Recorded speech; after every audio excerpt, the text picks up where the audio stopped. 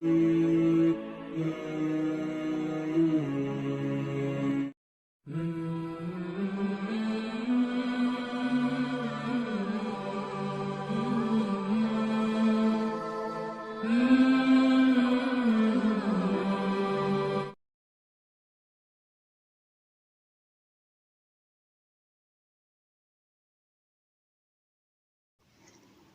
اللہ الرحمن الرحیم۔ سورہ مائدہ ترتیب کے لحاظ سے قرآن مجید کی 5ویں سورت۔ سورت کا نام المائدہ ہے، جس کے معنی دسترخوان کے ہیں۔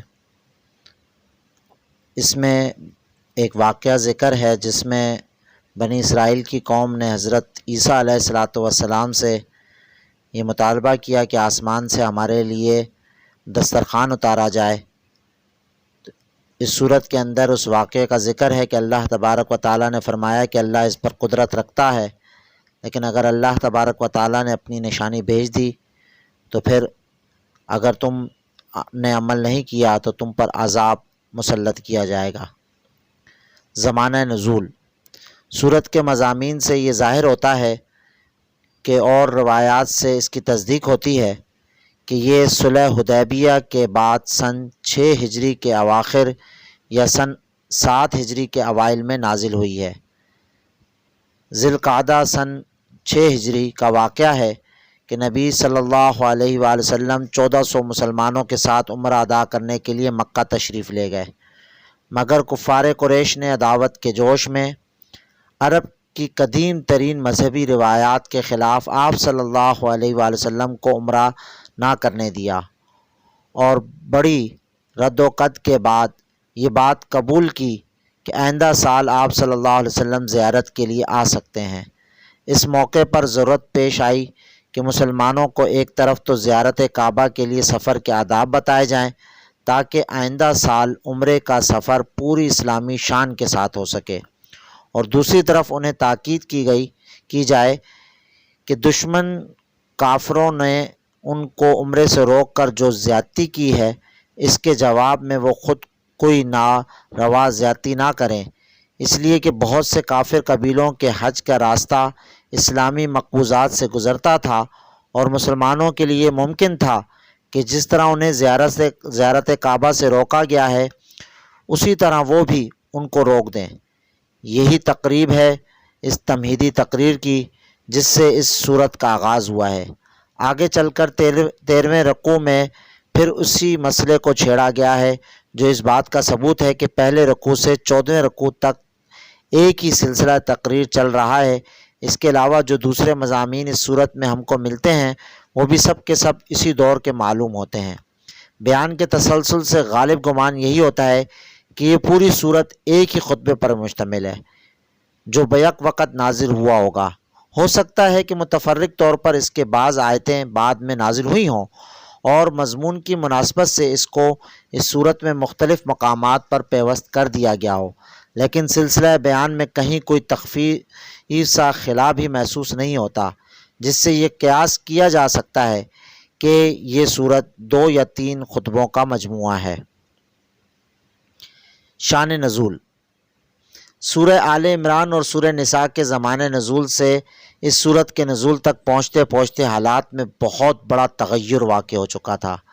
یا تو وہ وقت تھا کہ جنگ احد کے صدمے نے مسلمانوں کے لیے مدینہ کے قریبی ماحول کو بھی پرخطر بنا دیا تھا، یا اب یہ وقت آ گیا کہ عرب میں اسلام ایک ناقابل شکست طاقت نظر آنے لگا، اور اسلامی ریاست ایک طرف نجد تک، دوسری طرف حدود شام تک، تیسری طرف ساحل بحر احمر تک، اور چوتھی طرف مکہ کے قریب تک پھیل گئی۔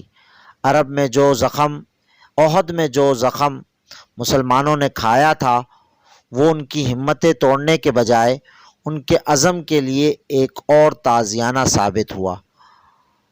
وہ زخمی شیر کی طرح بپھر کر اٹھے اور 3 سال کی مدت میں انہوں نے نقشہ بدل کر رکھ دیا۔ اس کی مسلسل جدوجہد اور سرفروشی کا ثمرہ یہ تھا کہ مدینہ کے چاروں طرف 150-200 میل تک تمام مخالف قبائل کا زور ٹوٹ گیا۔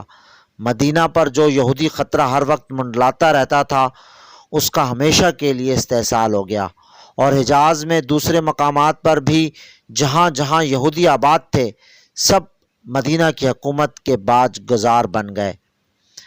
اسلام کو دبانے کے لیے قریش نے آخری کوشش غزوہ خندق کے موقع پر کی اور اس میں بھی وہ سخت ناکام ہوئے۔ اس کے بعد اہل عرب کو اس امر میں کچھ شک نہیں رہا کہ اسلام کی یہ تحریک اب کسی کو مٹائے نہیں مٹ سکتی۔ اب اسلام محض ایک عقیدہ اور مسلک ہی نہیں تھا جس کی حکمرانی صرف دلوں اور دماغوں تک محدود ہو، بلکہ وہ ایک ریاست بھی تھا جس کی حکمرانی عملاً اپنی حدود میں رہنے والے تمام لوگوں کی زندگیوں پر محیط تھی۔ اب مسلمان اس طاقت کے مالک ہو چکے تھے کہ جس مسلک پر وہ ایمان لائے تھے بے روک و ٹوک اس کے مطابق زندگی بسر کر سکیں اور اس کے سوا کسی دوسرے عقیدہ اور مسلک یا قانون کو اپنے دائرہ حیات میں دخل انداز نہ ہونے دیں۔ پھر ان چند برسوں میں اسلامی اصول اور نقطہ نظر کے مطابق مسلمانوں کی اپنی ایک مستقل تہذیب بن چکی تھی جو زندگی کے تمام تفصیلات میں دوسروں سے الگ اپنی ایک امتیازی شان رکھتی تھی۔ اخلاق، معاشرت، تمدن، ہر چیز میں اب مسلمان غیر مسلموں سے بالکل ممیز تھے۔ تمام اسلامی مقبوضات میں مساجد اور نماز باجماعت کا نظم قائم ہو گیا تھا۔ ہر بستی اور ہر قبیلے میں امام مقرر تھے۔ اسلامی قوانین دیوانی و فوجداری بڑی حد تک تفصیل کے ساتھ بن چکے تھے اور اپنی عدالتوں کے ذریعے سے نافذ کیے جا رہے تھے۔ لین دین اور خرید و فروخت کے پرانے معاملات بند اور نئے اصلاح شدہ طریقے رائج ہو چکے تھے۔ وراثت کا مستقل ضابطہ بن گیا تھا۔ نکاح اور طلاق کے قوانین، پردہ شرعی اور استئذان کے احکام اور زنا و قذف کی سزائیں جاری ہونے سے مسلمانوں کے معاشرتی زندگی کا ایک خاص سانچہ بھی ڈھل گئی تھی۔ مسلمانوں کی نشست و برخاست، بول چال، کھانے پینے، وضاقت اور رہنے سہنے کے طریقے تک اپنی ایک مستقل شکل اختیار کر چکے تھے۔ اسلامی زندگی کی ایسی مکمل صورت گری ہو جانے کے بعد غیر مسلم دنیا اس طرف سے قطعی مایوس ہو چکی تھی کہ یہ لوگ جن کا اپنا ایک الگ تمدن بن چکا ہے پھر کبھی ان میں آ ملیں گے۔ صلح حدیبیہ سے پہلے مسلمانوں کے راستے میں ایک بڑی رکاوٹ یہ تھی کہ وہ کفار قریش کے ساتھ ایک مسلسل کشمکش میں الجھے ہوئے تھے اور انہیں اپنی دعوت کا دائرہ کار وسیع کرنے کی مہلت نہیں ملتی تھی۔ اس رکاوٹ کو حدیبیہ کی ظاہری شکست اور حقیقی فتح نے دور کر دیا۔ اس سے ان کو صرف یہ کہ اپنی ریاست کی حدود میں امن میسر آ گیا، بلکہ اتنی مہلت بھی مل گئی کہ گرد و پیش کے علاقوں میں اسلام کی دعوت کے لیے پھیل جائیں۔ چنانچہ اس کا افتتاح نبی صلی اللہ علیہ وسلم نے ایران، روم، مصر اور عرب کے بادشاہوں اور رئیسوں کو خط لکھ کر کیا، اور اس کے ساتھ ہی قبیلوں اور قوموں میں مسلمانوں کے داعی خدا کے بندوں کو اس کے دین کی طرف بلانے کے لیے پھیل گئے۔ مباحث، اس صورت میں جو مباحث ہیں وہ بھی بیان کیے دیتا ہوں کہ یہ حالات تھے جب سورہ مائدہ نازل ہوئی۔ یہ صورت حسب ذیل 3 بڑے مضامین پر مشتمل ہے۔ نمبر 1، مسلمانوں کے مذہبی، تمدنی اور سیاسی زندگی کے متعلق مزید احکامات و ہدایات۔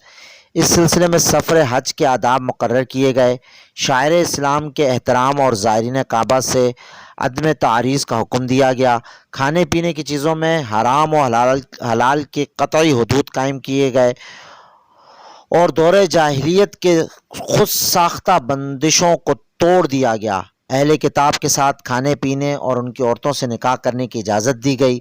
وضو اور غسل اور تیمم کے قاعدے مقرر کیے گئے۔ بغاوت اور فساد اور سرقہ کی سزائیں یعنی چوری کی سزائیں متعین کی گئیں۔ شراب اور جوئے کو قطعی حرام قرار دیا گیا۔ قسم توڑنے کا کفارہ مقرر کیا گیا اور قانون شہادت میں مزید چند دفعات کا اضافہ کیا گیا۔ دوسری بات، مسلمانوں کو نصیحت۔ اب چونکہ مسلمان ایک حکمران گروہ بن گئے تھے، ان کے ہاتھ میں طاقت تھی جس کا نشہ قوموں کے لیے اکثر گمراہی کا سبب بنتا رہا ہے۔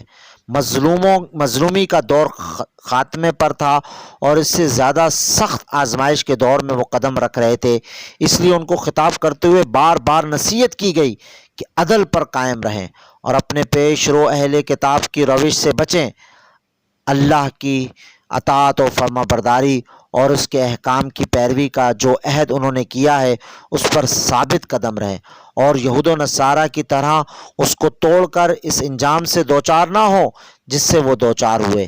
اپنے جملہ معاملات کے فیصلوں میں کتاب اللہ کے پابند رہیں اور منافقت کی روش سے اجتناب کریں۔ نمبر 3، یہودیوں اور عیسائیوں کو نصیحت۔